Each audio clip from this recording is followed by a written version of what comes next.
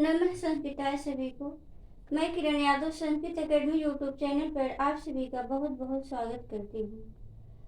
मेरे प्रिय बच्चों, आज हम सब पढ़ेंगे कर्म कारक के अंतर्गत आने वाला सूत्र है कालात् धनोर अत्यंत संयोगे। आइए देखते हैं। कालात् धनोर अत्यंत संयोगे, कालात् धनोर अत्यंत संयोगे। सूत्र का नाम है कालात् धनोर अत्यंत संयोगे। इसकी परिभाषा है कि जब कोई क्रिया लगातार कुछ समय तक होती रहे या कोई वस्तु कुछ दूरी तक लगातार हो तो समय और मार्गवाचक शब्द में द्वितीय विभक्ति होती है। सूत्र का नाम है कालात् धनोर अत्यंत संयोगे। यह सूत्र यह कहता है कि कालवाची यानी समयवाची और मार्गवाची जिसमें निरंतरता बतलाई जाए यानी लगातार जो क्रिया की जाए उसमें द्वितीय विभक्ति होती है। यानी जिसमें निरंतरता बतलाई जाए, दूरीवाचक हो, समयवाचक हो और लगातार हो, जो क्रिया लगातार हो रही हो उसमें द्वितीय विभक्ति का प्रयोग होता है। जैसे है, आइए उदाहरण के माध्यम से देखते हैं। जैसे है रामः चतुर्दश वर्षाणि वने न्यवसत्। रामः चतुर्दश वर्षाणि वने न्यवसत्। रामः चतुर्दश वर्षाणि वने न्यवसत्। राम 14 वर्षों तक वन में रहे।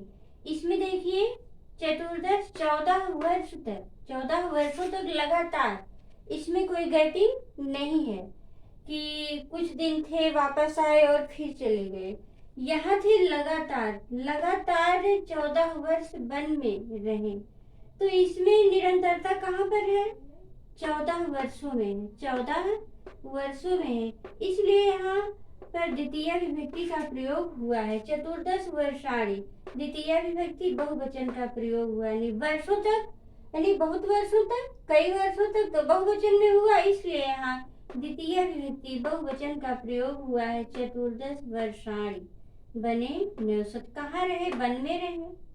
तो जो आधार होता है उसमें सप्तमी होती है, इसलिए वन में सप्तमी का प्रयोग हुआ है। इसी तरह से है सह चत्वारि वर्षाणि वेदम अधिजगे।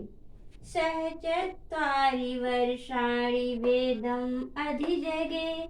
सह चत्वारि वर्षाणि वेदम अधिजगे। वह 4 वर्षों तक वेद पढ़ता रहा। कितने वर्षों तक वेद पढ़ने का कार्य कब तक किया? 4 वर्षों तक, 4 वर्ष तक लगातार किया। तो यहाँ निरंतरता कहाँ हुई? 4 वर्ष में।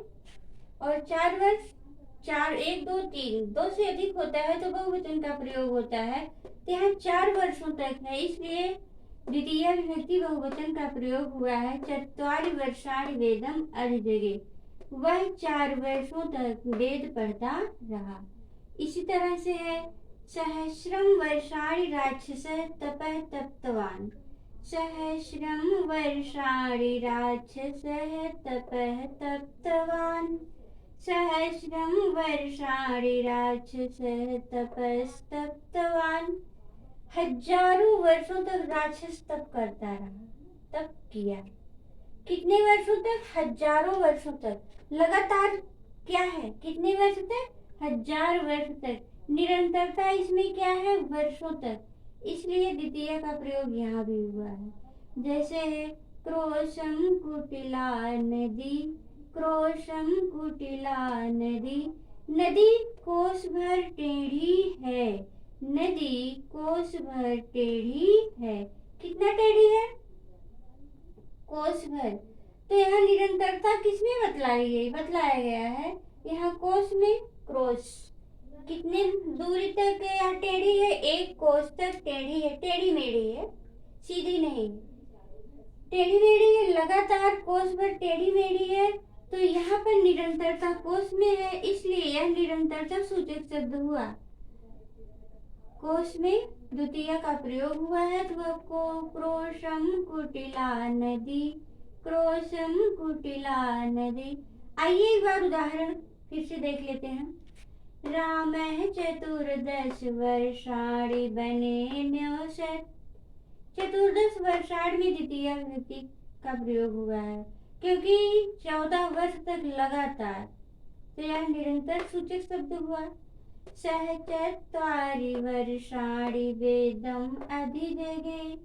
सहस्रम वर्षाणि राक्षसः तपस्तप्तवान्। क्रोशम कुटिला नदी। क्रोशम कुटिला नदी। यहाँ पर द्वितीय का प्रयोग किस सूत्र के द्वारा हुआ है? कालाध्वनोरत्यंत संयोगे। कालाध्वनोरत्यंत संयोगे। मेरे प्रिय बच्चों, ये रहा आप लोगों के समक्ष कालाध्वनोर अत्यंत संयोगी सूत्र। इसकी परिभाषा, इसका उदाहरण हम लोगों ने देख लिया है। और यदि वीडियो को देखिए, शुरू से अंत तक देखिए, तभी समझ में आएगा। यदि कहीं पर समझने में कोई भी दिक्कत होती है तो कमेंट के माध्यम से हमें अवश्य बताएं। वीडियो कैसा लगा ये बताना ना भूलें, और वीडियो को लाइक शेयर सब्सक्राइब अवश्य करें। इस क्लास को हम यहीं पर विराम देते हैं। मिलते हैं अगले क्लास में। तब तक के लिए नमः संस्कृतम।